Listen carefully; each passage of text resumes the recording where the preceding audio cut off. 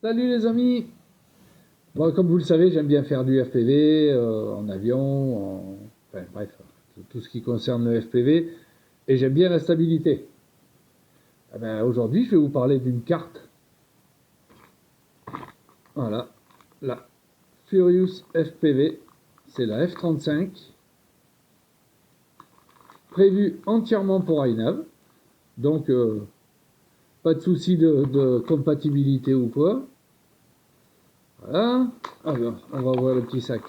Voilà. Ah, on a déjà une boîte. Hop, ouais, c'est ce côté-là. Et regardez ce qu'il y a dedans. Un buzzer et un capteur de vitesse. Un pitot si vous préférez. Alors, on va voir, on va continuer, puis on va voir après comment ça se branche. Ah, voilà le restant du pitot. Voilà. Maintenant, on a encore une boîte. Hop. Alors, un petit récap.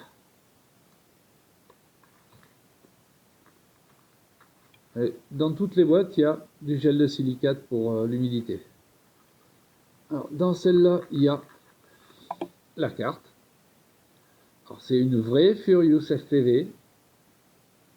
Hein. C'est pas une copie. Je suis même allé voir sur le site. Donc, voilà. Alors, ben, l'entrée LiPo, sortie. On va mettre les moteurs, tout le reste. L'USB.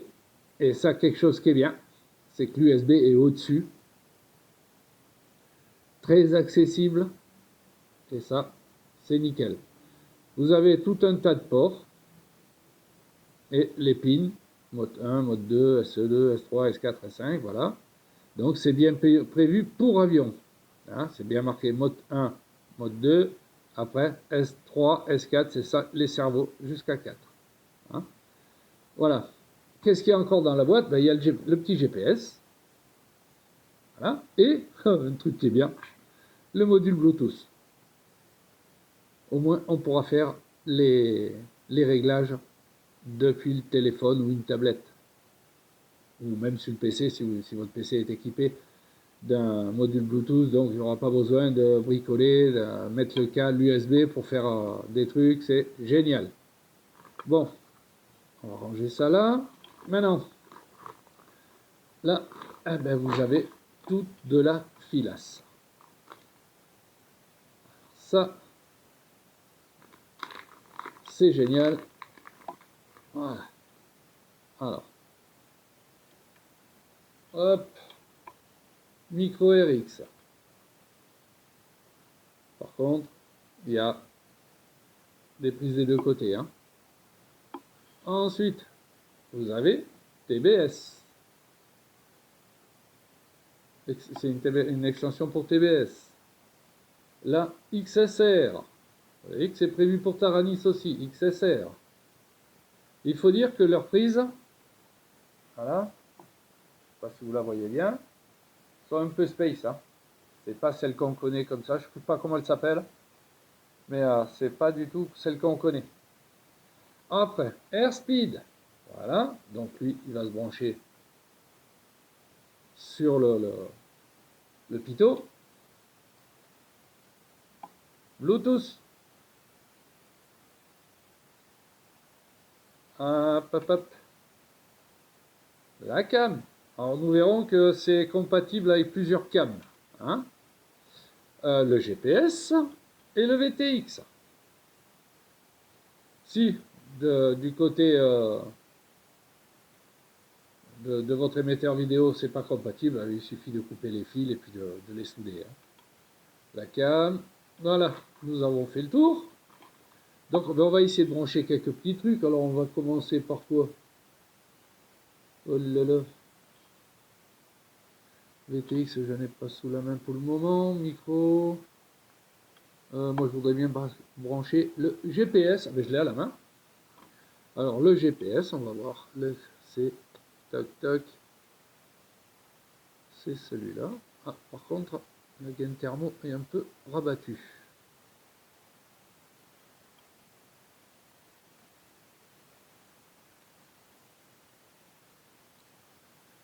Oh, oh, c'est le gain thermo qui me casse les pieds. Hop. Et voilà. Voilà, il est rentré complètement. Donc le GPS va. Tadam, tadam, tadam, tadam, le GPS. Et vous voyez, il y a un petit linguet au-dessus. Pour les débrancher, il ne faudra pas tirer dessus. Tac, elle se clipse. Hein. Après, nous avons le RX, tout ça. Et le BT, il est où? Le câble BT, c'est un tout court.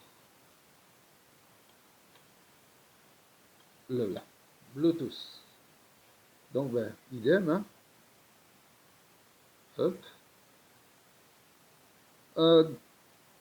Sur le forum en lien, je vous mettrai la notice qui est vraiment très bien faite et très complète. Donc, Deezer, Airspeed, Cam. Et le Bluetooth, il est où?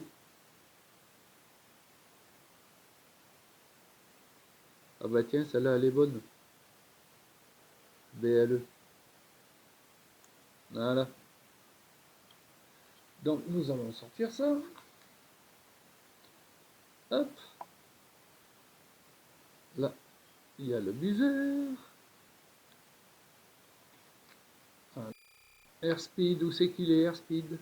Airspeed.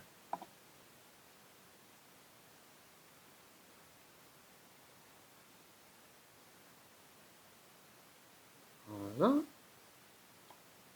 Et Airspeed, il vient là.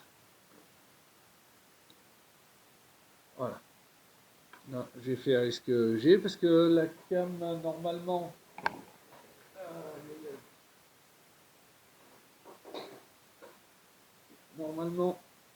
la Foxeer doit être compatible. Donc, on va débrancher. À moins qu'il manque un câble, mais ça m'étonnerait. Parce que normalement, VTX, cam, normalement, ça devrait le faire. Alors, normalement, comme ça. Voilà. Et celui-là qu'il est. Eh non, ça va pas. Tiens.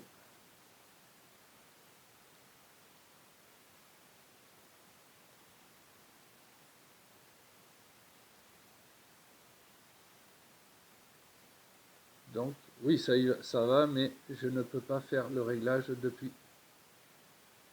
Elle passe pas. Donc, ça fonctionne pour la mettre à la brancher sur le truc. Voilà, j'ai mon plus, mon moins et mon signal, moi, ma vidéo. Mais il y a un fil en plus, et c'est le fil pour pouvoir régler depuis la radio, la cam. Et là, je ne peux pas le mettre. Il ne s'enfile pas. Donc, voilà. Ça, c'est fait. À moins qu'il y ait autre chose. Non, ça c'est micro RX, VTX. Ça c'était. Et ça c'est pour le récepteur. Idem pour les récepteurs, on ne vous livre que celui-là. Qui est compatible avec le S-Port des Taranis. Hein. Donc il va falloir couper et mettre une prise normale. Prise cerveau comme ça, au bout. Avec un pin en plus pour le S-Port. Et ça, hop, FRX, c'est FR Sky, le voilà. Ensuite, si vous avez comment on appelle ça, du TBS, ça vient se brancher là. Le VTX se branche là, la cam là, et roule ma poule. Après, ben, faire les configs dans iNav. Alors, la carte est livrée en 1.9.0 et iNav est déjà passé en 2.0 ou même 2.01 maintenant. Donc au départ il n'y avait pas d'iNav pour la carte là, donc c'est Furious FPV qui a pris iNav et qui l'avait modifié pour la rendre compatible. Et maintenant le développeur d'iNav a intégré la Furious FPV dedans, la F35, et vous pouvez la mettre à jour. Bon, voilà pour la petite présentation. En plus c'est bien emballé, c'est nickel. Je vous ferai un petit retour aussi en vidéo sur la prog sur iNav, hein, voir un peu comment ça se passe. Je vous ferai une petite copie d'écran. Voilà. Ben, messieurs, dames, à bientôt pour la suite.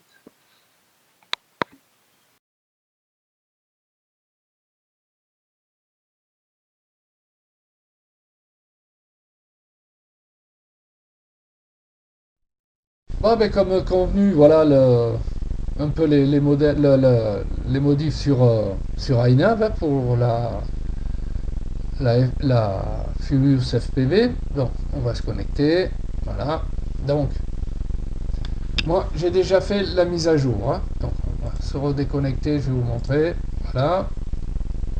Alors là, full Erasfip et mettre manual baud rate à 256 000. Là, on va chercher la FF35 Lightning et choisir la dernière en 2.01, parce que quand je l'ai reçue, elle était en 1.9.1. Donc il y a eu des évolutions, et au départ c'était un firmware que Furious FPV avait fait, c'est-à-dire ils avaient pris iNav, le modifié pour pouvoir le mettre dans leur carte. Là c'est officiel, donc il n'y a pas de souci et ça fonctionne. Voilà, donc on va se reconnecter. Voilà. Alors là vous voyez à droite là la croix rouge, navigation is safe, c'est que je n'ai pas branché la radio sur le récepteur, j'ai pas mis ma radio en route, et que comme on est à l'intérieur, eh ben j'ai pas de GPS. Voilà. Bon, alors on va commencer. Une fois que vous avez fait ça, eh ben on commence le premier onglet, calibration. Voilà, c'est fait. Donc vous faites calibrate accéléromètre et vous suivez debout, à l'envers, sur le côté droit, debout, sur le côté gauche et la tête en bas. On save and reboot. Et après on passe à la calibration du compas. Bon, c'est déjà fait aussi. Alors, vous le voyez là, j'ai mes données de fait. Et là, idem. Ensuite le mixeur. Le mixeur, ben voilà. Moi, c'est quelle configuration? Moi, c'est un avion. Et c'est une aile volante. Donc voilà, on fait load and apply et save and reboot. Pour le moment, je n'ai rien bougé d'autre. Hein, les presets, je m'en sers jamais. Alors les ports, voilà. Ça, les ports, le 1, on sait que l'USB VCP, on ne le touche pas. Surtout jamais. Ensuite, en UART1, on le met en MSP à 57600. C'est pour le Bluetooth. Hein, le 2, c'est le GPS. Donc 57600 aussi. Le 3, c'est le récepteur. Donc pas de souci, sinon vous n'avez pas de réception. Et on va descendre au 6, c'est le smart port en auto. Vu que je suis en FR Sky, mon récepteur RX8R a un smart port, donc j'aurai les données sur la radio. En conf, bon, faut bien penser à basculer cet inter. C'est Enable Motor and Servo Output. ESC protocole, j'ai mis en standard. 400 Hz de rafraîchissement. Et les servos à 50 Hz. Et je ne veux pas que les moteurs démarrent quand j'arme, donc don't spin the motor when armed. Vous avez vu l'anglais, hein, fort, hein. Bon, après le minimum 13, voilà. Ensuite, l'alignement de la carte, je n'ai rien touché puisqu'elle sera dans le bon sens. Je suis en S-Bus. Ensuite, le GPS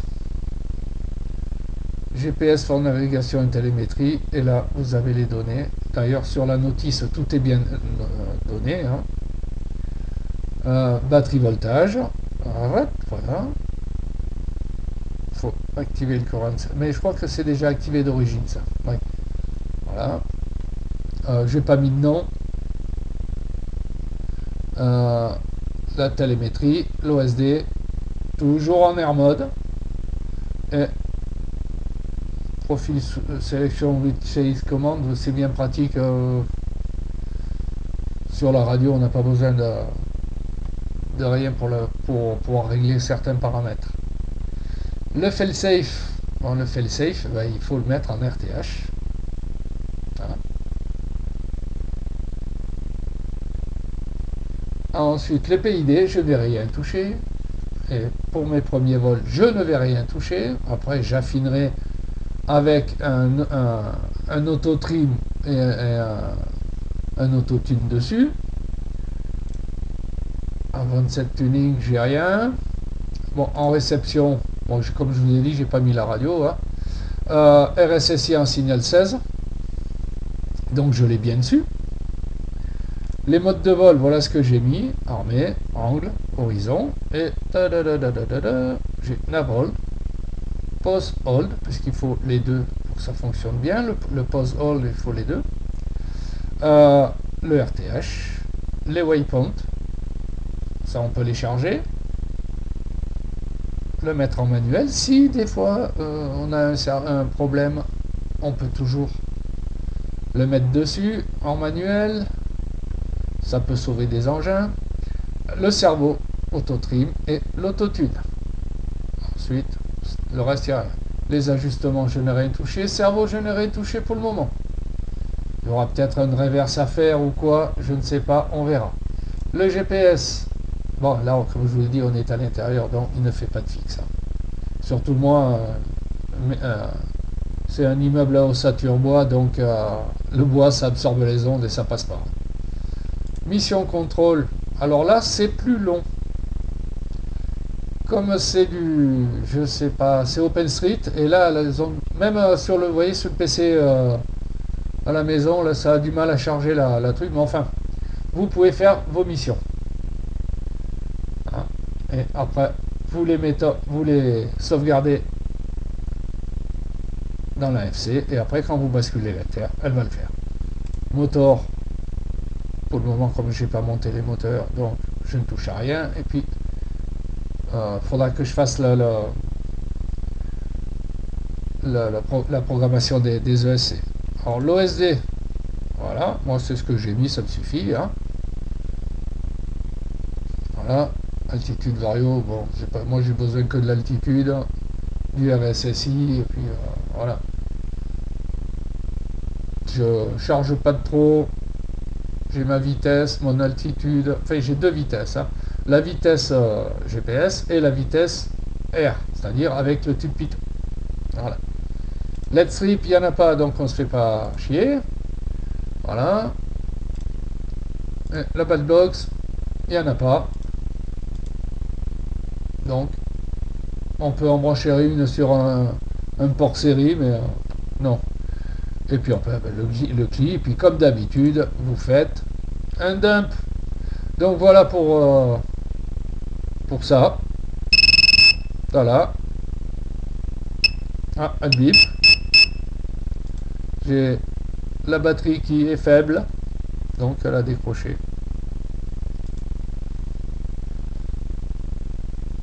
Voilà, c'est tout ce que je vais vous dire là-dessus. La prochaine vidéo, ça sera le montage dans l'aile volante. avec les emplacements et tout. Un petit truc que je me suis imprimé pour le tube Pitot aussi, je vous donnerai peut-être le lien si je le retrouve, parce que j'ai fait ça vite fait. Et, c'est pas mal parce que ça va ressembler un peu à une perche de ravitaillement en vol. Ça sera plus mignon que de péter ça n'importe où et puis scotcher. Là au moins ça sera fixe, collé sur l'aile. Voilà, ben je vous remercie beaucoup et à la prochaine.